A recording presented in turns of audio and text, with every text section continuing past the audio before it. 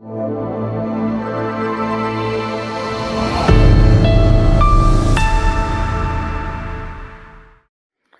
பங்காளிகளே.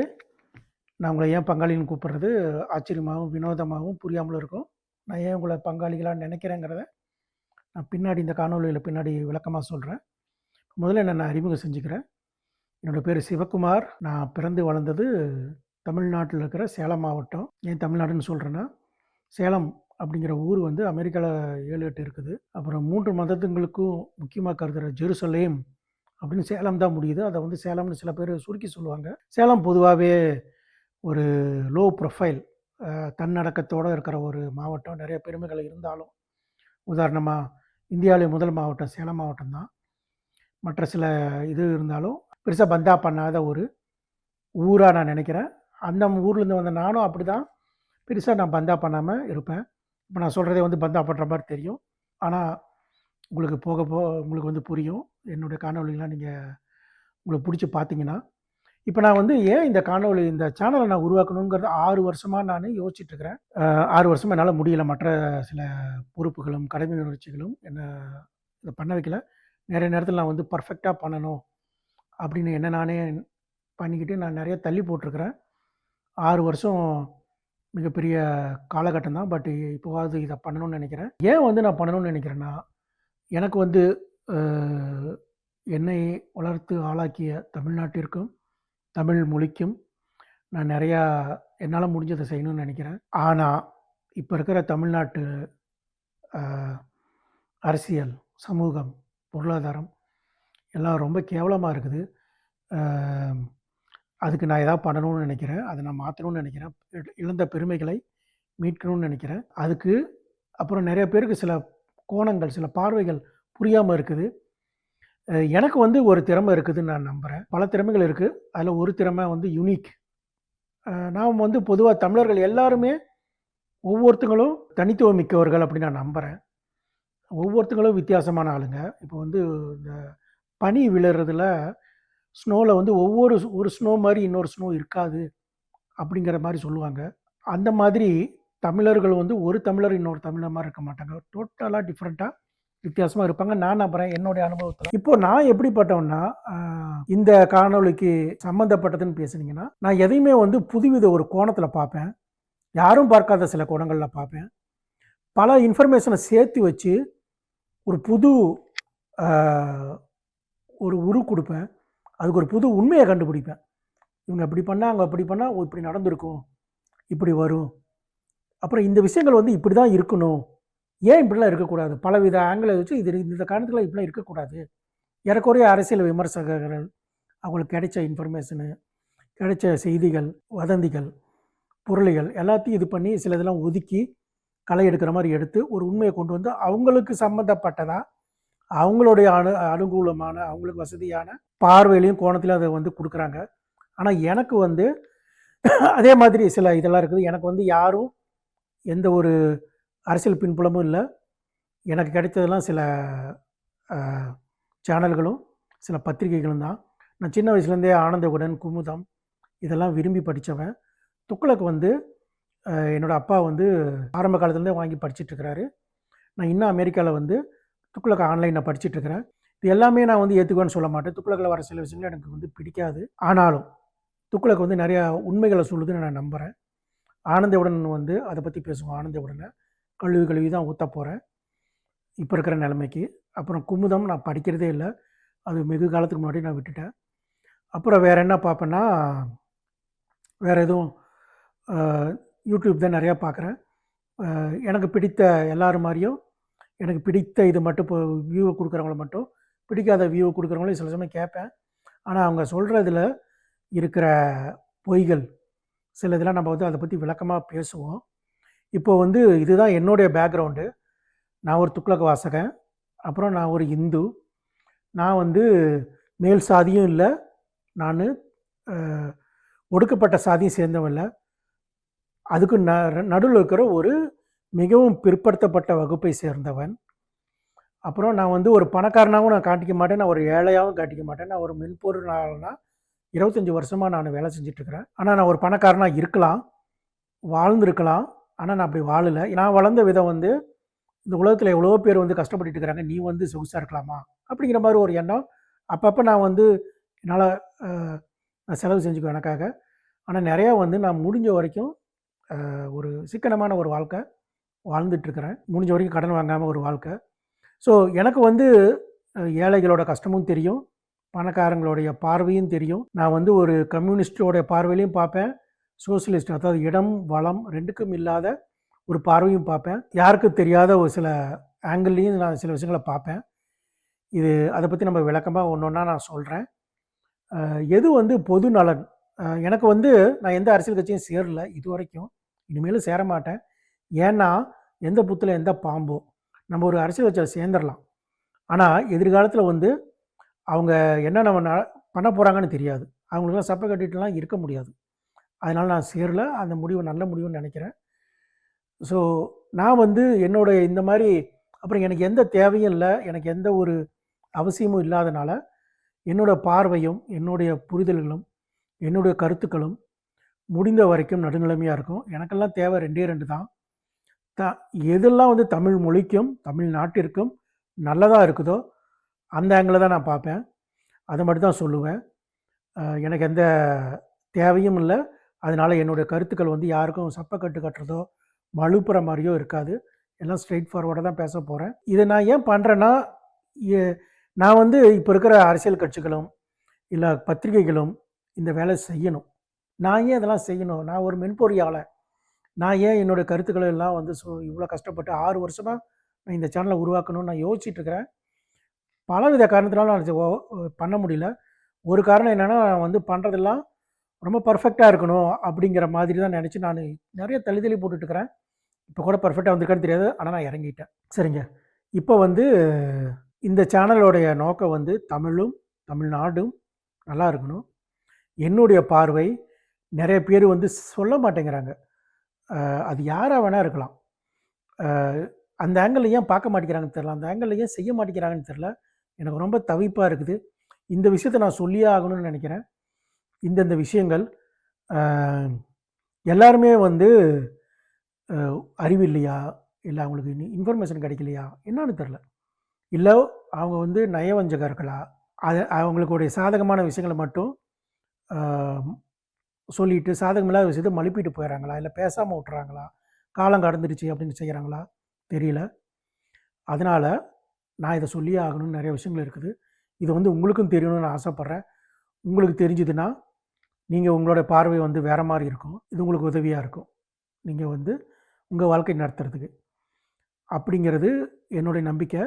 நீங்கள் என்னோடய காணொலிகளெல்லாம் பாருங்கள், பார்த்துட்டு நீங்களாக முடிவு பண்ணுங்கள். 1ஓ 2ஓ பாருங்கள், பார்த்துட்டு இது வந்து தேவையா இல்லையான்னு பாருங்கள். நல்லா இருந்தால் உங்களுக்கு வந்து நான் அகைன் பெரியார் சொன்ன மாதிரி தான், பெரியார் நான் சொல்லலை, ஈவேரா சொன்ன மாதிரி தான். அது நான் பெரியாரை வந்து கிளின்னு கிழிக்க போகிறேன். ஆனாலும் பெரியார் சொன்னதில் நல்ல விஷயங்களும் இருக்குது. என்னென்னா, நான் சொல்கிறேன் நம்பாத, நீயா போய் படித்து பாருன்னு சொல்லுவாங்க. அது மாதிரி நான் சொல்கிறேன்னு சில எந்த இதையும் நீங்கள் நம்பாதீங்க.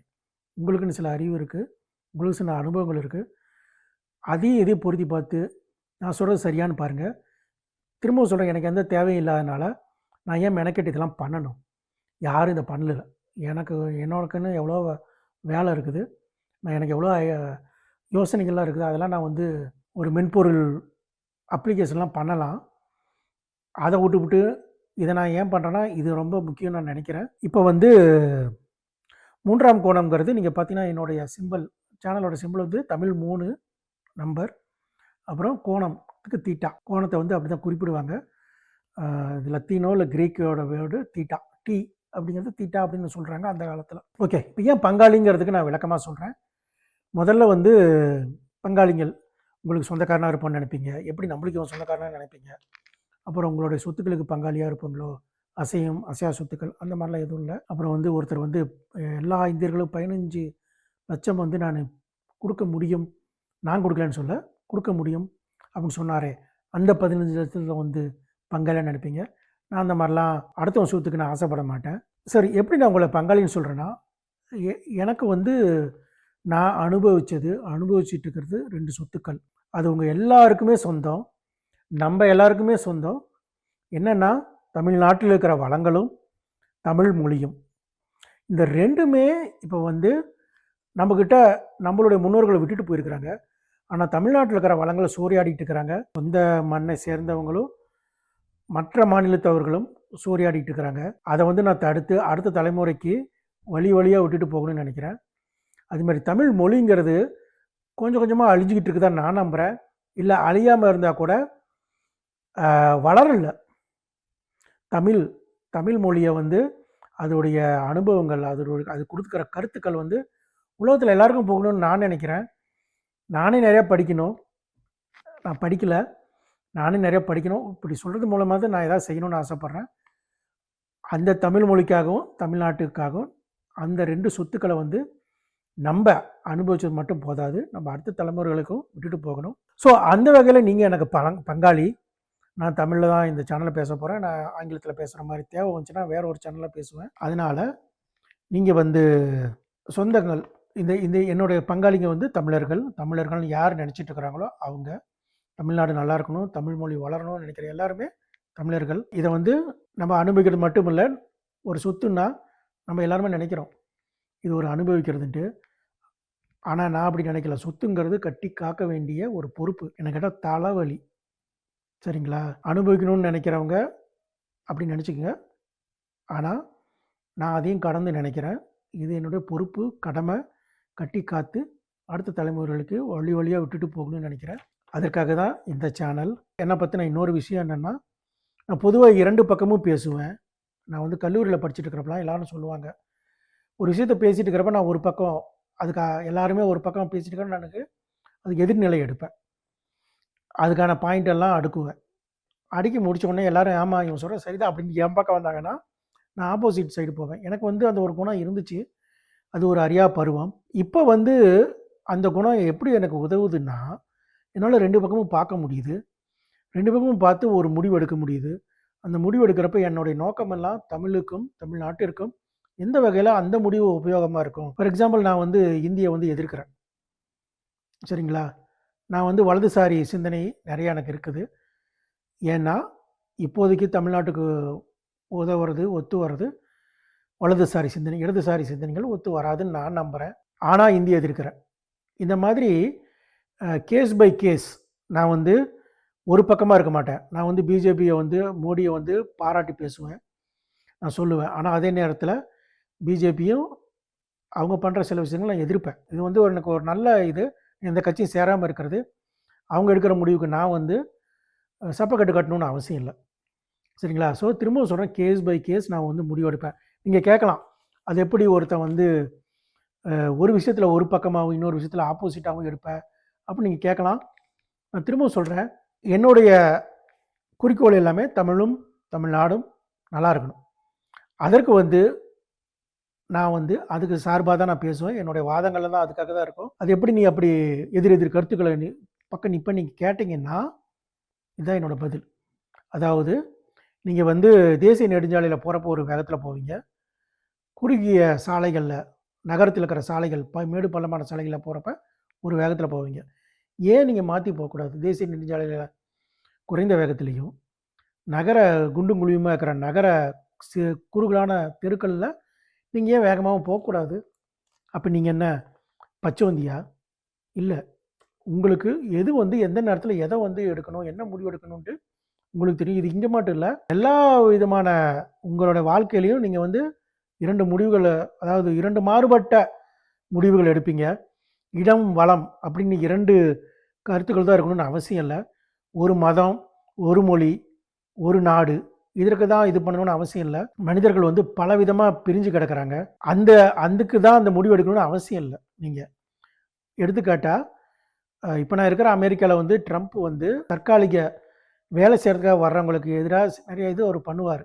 நானும் அப்படி இன்னும் H1 தான் இருக்கிறேன். கஷ்டம்தான். ஆனால் அவருக்கு சார்பாக தான் நான் பேசுவேன், அவர் முடிவு எடுத்தாருன்னா. ஏன்னா அவருடைய மக்களை காப்பாற்ற வேண்டிய பொறுப்பு அவருக்கு இருக்குது. சரிங்களா? இதில் வந்து தன்னலம், எனக்கு என்ன வசதி, எனக்கு என்ன உதவும் அப்படிங்கிற மாதிரி நம்ம வந்து எடுக்கக்கூடாது. நான் எடுக்க மாட்டேன். அட்லீஸ்ட் அதுக்கு ஆப்போசிட்டாக பேசாட்டி, அதாவது தன்னலத்தோட எல்லா விஷயத்தையும் பார்த்தா கூட என்னை வந்து அஃபெக்ட் பண்ணுற, என்னை வந்து அது வந்து இழக்கிற மாதிரி விஷயத்தில் வந்தால் கூட நான் அமைதியாக இருப்பேனே ஒழிய அது சார்பாக பேச மாட்டேன். ஃப்ரஸ்ட்ரேஷனில் ஏதாவது பேசுவேன். ஸோ இப்படி தான் நான் இருக்கிறேன், நடுநிலைமையாக இருக்கணும்னு நினைக்கிறேன். எனக்கு வந்து பேசுகிறதுக்கு நிறையா தலைப்புகள் இருக்குது. நம்ம வர காலங்களில் நிறையா காணொளி போடுவேன். அதில் வந்து எப்படிப்பட்ட வித்தியாசமான கருத்துக்கள்னு நான் ஒரு லிஸ்ட்டு வச்சுருக்கிறேன். ரொம்ப காலமாக இதை பற்றி பேசணும்னு நினச்ச லிஸ்ட்டுகள். இலங்கை தமிழர்கள் வந்து ஒரு புதிய மாறுபட்ட கோணத்தில் நம்ம பார்க்க போகிறோம். இலங்கை தமிழர்கள்னால் இப்படி தான் இருப்பாங்கன்னு நினைக்கிறோம். ஆனால் இலங்கை தமிழர்களை பற்றி இங்கே இருக்கிற அரசியல்வாதிகள், பத்திரிகைகள் நிறைய விஷயத்த மறைச்சிருக்கிறாங்க. அதை பற்றி நம்ம பேச போகிறோம். இப்போ வந்து ஒரு விஷயத்தை நம்ம புரியாமல் இருக்கிற வரைக்கும் அந்த விஷயம் வந்து நம்மளை பிடிச்சிக்கிட்டு இருக்கும். வீட்டில் வந்து ஒரு சுவிட்சு ஒர்க் ஆகலை, அது ஏன் ஒர்க் ஆகலை அப்படின்னு உங்களுக்கு தெரிஞ்சுதுன்னா அதை நீங்கள் சரி பண்ண முடியும். சரிங்களா? இல்லை உங்கள் ஃபோன்லேயே ஒரு ஆப்பை வந்து ஒரு குறிப்பிட்ட செட்டிங்ஸில் வைக்கணும்னு நினைக்கிறீங்க, அது எப்படின்னு தெரியாத வரைக்கும் அது உங்களை பிடிச்சிட்டு இருக்கும். ஆனால் அது எப்படின்னு தெரிஞ்சிச்சுன்னா நீங்கள் அதை பிடிச்சிட்டு இருப்பீங்க. அந்த மாதிரி நிறைய விஷயங்கள் நான் வந்து புரிய வைக்க பார்க்குறேன். நிறைய விஷயங்கள் வந்து உங்களுக்கு தவறான புரிதல் இருக்குன்னு நம்புகிறேன். ஏன்னா நீங்கள் பார்க்குற மீடியா, நீங்கள் பார்க்குற பத்திரிகைகள், நீங்கள் பேசுகிற கூட்டங்கள், நண்பர்கள், சொந்தங்கள், உங்களுக்கு கொடுக்குற விஷயங்கள் எல்லாம் ரொம்ப ரொம்ப வடிகட்டப்பட்டு வருகிறது. உண்மைக்கு வந்து நம்ம யாருக்குமே வந்து 100% உண்மைங்கிறது யாரும் அறியப்படாத ஒன்று. உண்மை வந்து பலவித படிமானங்களில் இருக்குது, டைமென்ஷனில். நான் வந்து ஒரு உண்மையை கொடுக்குறேன். அந்த உண்மை வந்து உங்களுக்கு சரின்னு பட்டுச்சுன்னா உங்களோட பார்வையை மாற்றும். இலங்கை தமிழர்கள் வந்து நம்ம வந்து பேசுகிறப்ப உங்களுக்கு புரியும். இல்லை இன்னொரு விஷயம் என்னென்னா, எனக்கு வந்து எந்த ஒரு தலைவரும் தெரியாது, யாருக்கும் ரொம்ப நெருங்கி பழகலை. எனக்கு கிடைக்கிறதெல்லாம் நான் இது வரைக்கும் சொன்னேன் யூடியூப் வீடியோஸ், நானாக புரிஞ்சுக்கிட்டது. இதில் நான் கிடைக்கிற உண்மைகள் எப்படி இருக்குன்னு நீங்கள் நினைக்கலாம். சந்தேகம் சரிதான். ஒரு 2 வாய்ப்பு கொடுங்க. அதாவது என்னுடைய 2 காணொளிகளை பாருங்கள். அதெல்லாம் எப்படி புதிய ஒரு பார்வையை உங்களுக்கு கொடுக்குது, புரியாத ஒரு விஷயத்தை எப்படி பார்க்குற உங்களை வந்து பண்ணுதுன்னு பாருங்கள். அது பொறுத்து முடிவு பண்ணுங்கள். அடுத்தது, கிரிக்கெட் ஏன் ஒரு விளையாட்டே இல்லை? சரிங்களா? இது வந்து பொது வெகுவான மக்களுக்கு எதிரான ஒரு கருத்தை சொல்கிறது. ஆனாலும் நான் சொல்லுவேன். ஏன்னா பல காரணங்கள் இருக்குது. இது நிறைய பேர் வந்து தெரிஞ்சும் தெரியாமல் இருப்பாங்க. அடுத்தது, பிராமணர்கள், அவங்கள பற்றி நான் வந்து விரிவாக பேச போகிறேன். மனுநீதி வந்து பற்றி நம்ம பேச போகிறோம். ஏன் ஜாதி வேண்டும்? சரிங்களா? ஜாதி வந்து ஜாதிக்கு எதிராக தமிழ்நாடு பெரியார் மண் அது இதுன்னு பேசுகிறாங்க. ஆனால் எல்லோரும் ஜாதியோடு தான் திரியிறாங்க. வெளியே சொல்கிறியோ இல்லை, இன்னும் அதிகமாக வந்துட்டுருக்கு. ஆனால் என்னை பொறுத்த வரைக்கும் ஏன் ஜாதி வேணும்னு நான் வந்து விளக்கமாக என்னோடய வாதங்களை வைக்க போகிறேன். அப்புறம் மும்மொழி கொள்கைகள் ஏன் வேணும்? இப்போ ஒரு மிகப்பெரிய கான்ட்ரவர்சியாக போயிட்டுருக்குது. மக்கள் வந்து 2 பக்கமாக பிரிஞ்சுக்கிட்டு அடிச்சுக்கிட்டு இருக்கிறாங்க. என்னுடைய இது வந்து முற்றிலும் ஒரு மாறுபட்ட கோணத்தில் இருக்கும். அப்புறம் பண்ணை விவசாய சட்டங்கள் ஏன் தமிழ்நாட்டுக்கு வேணும்? கோயில் பூசாரிகள், அனைத்து சாதியினரும் அர்ச்சகர்கள், அப்புறம் பெரியாரை பற்றி நம்ம நிறையா பேச போகிறோம். பெரியார் வந்து நான் கழிவுகளுக்கு தான் ஊற்ற போகிறேன், அதை நான் விளக்கமாக சொல்லிடுறேன். ஏன் பெரியார் பற்றி பேசணும்னா, பெரியார் வந்து இன்னும் வந்து ஒரு பிம்பத்தை உருவாக்கிட்டு போயிருக்கிறாங்க. அவர் பண்ணலை, அவர் பண்ணதாக வச்சு நிறையா பண்ணிட்டு இருக்கிறாங்க. இன்னும் வந்து நிறைய பேரோட வாழ்க்கையில் வந்து அவர் இன்னும் விளையாண்டுட்டு இருக்கிறாரு. அதை வந்து என்னால் முடிஞ்ச அளவுக்கு நான் மாற்றணும்னு நினைக்கிறேன். அப்புறம் எனக்கு இந்த சேனலுக்கு 2 நோக்கத்தை நான் சொன்னேன். நீண்ட கால நோக்கம் நம்ம சொத்தை பாதுகாக்கிறது, சரிங்களா? குறுகிய கால நோக்கம் இருக்குது. 2026 தேர்தலில் திராவிட முன்னேற்ற கழகத்தை ஆட்சிக்கு வர விடாமல் பண்ணுறது. நீ எப்படி பண்ணுவ அப்படின்னு கேட்பீங்க. எனக்கு தெரியல, நான் சும்மா இருக்கணும்னு விரும்பலை. என்னால் முடிஞ்சதை நான் பண்ணணும்னு நினைக்கிறேன். ஏங்கிறத நான் விளக்கமாக சொல்கிறேன். இப்படிப்பட்டது தான் இந்த சேனல். உங்களுக்கு இந்த சேனல் நான் வெளிப்படையாக சொல்லிட்டேன், பார்க்குறது பார்க்காது உங்கள் இஷ்டம். ஆனால் உங்களுடைய நேரத்திற்கு நீங்கள் செலவு பண்ணுற நேரம் உபயோகமாக இருக்கணும். அந்த மாதிரி கருத்துக்களை வந்து, அந்த மாதிரி எண்ணங்களை வந்து, புதிய பார்வைகளை இந்த காணொளிகள் உங்களுக்கு கொடுத்தா நீங்கள் ஆதரவு கொடுங்க. இதுக்கு நடுவில் இன்னொன்று வந்து என்னென்னா, இப்போ ஒரு காணொளி நான் காமிக்கிறேன். இவர் பேர் சார்லி கிர்க். இவர் வந்து ட்ரம்ப் வந்து ஜெயிக்கணும் அப்படின்ட்டு இந்த 2024 தேர்தலில் ட்ரம்ப் ஜெயிக்கணுன்ட்டு ரொம்ப உழைச்சார். ஒவ்வொரு கல்லூரிக்காக போய், ஒவ்வொரு பல்கலைக்கழகத்தாக போய் ஒரு டென்ட்டை போட்டு அங்கே வர்றவங்கட்டெலாம் வாக்குவாதம் பண்ணுவார், ஒரு டாபிக் டிஸ்கஷன் பண்ணுவார். கல்லூரிக்கு வர்றவங்க எல்லாருமே, நீங்களும் சரி, நானும் சரி, அந்த வயசில் எல்லாரும் ஒரு பொது உடைமைவாதியாக தான் இருந்திருப்போம். வளர வளர அப்புறம் கடவுள்களை வந்து எதிர்த்து தான் பேசுவோம், கடவுளை நம்ப மாட்டோம். வளர வளர நம்ம வந்து நம்மளோட பார்வை மாறும். இவர் வந்து கல்லூரியில் போய் வாக்குவாத பேச்சு இல்லை வாக்குவாதம்னே சொல்லலாம் ஆரம்பிப்பார். அங்கே வர்ற கல்லூரி மாணவர்கள் எல்லாமே ட்ரம்புக்கு எதிராக இருக்கிறவங்க. அந்த இது வந்து போகும். இவர் நிறையா வந்து வேலை செஞ்சு உடல் முயற்சி எடுத்து ட்ரம்ப் ஜெயிச்ச அந்த நியூஸை வந்து அவர் கேட்பாரு. அவர் எப்படி எமோஷனல் ஆகிறாருன்னு பாருங்க. Pennsylvania, Charlie. It has Fox been just called. Just reporting it. Let's go, baby. Charlie, what Trump is the number? Wait, what is the number is that it? on that bar? Is that it? Are they going to actually count the votes in Arizona now because they've given up? Fox News decides Donald Trump is president of the United States. We've got our republic back, folks. Let's go. Everyone stand up. Let's go. We're not going back. We're not going back. Fox called it right there. Holy cow, God baby. bless America. You gotta believe it. இப்போ இவர் ஆன அந்த எமோஷனை வந்து 2026 தேர்தல் முடிவுகளை கேட்டு நான் ஆகணும். அதுதான் இந்த சேனலுடைய குறுகிய கால நோக்கம். அதுக்கப்புறம் என்ன ஆகுங்கிறது நம்ம விட போகிறதில்ல. ஏன்னா இது வந்து முடிவில்லா போராட்டம். சரிங்களா? அதுதான் வாழ்க்கை. நான் வந்து என்னோடய கடமையை நான் செய்கிறேன். தமிழ் மொழிக்கும் தமிழ்நாட்டிற்கும் நீங்களும் செய்ய நம்புகிறேன். உங்களால் முடிந்த அளவு நம்ம பேசுவோம். இது வரைக்கும் இவ்வளோ நேரம் எடுத்துக்கிட்டு என்னுடைய காணொலியை பார்த்தவங்க எல்லாருக்கும் நன்றி.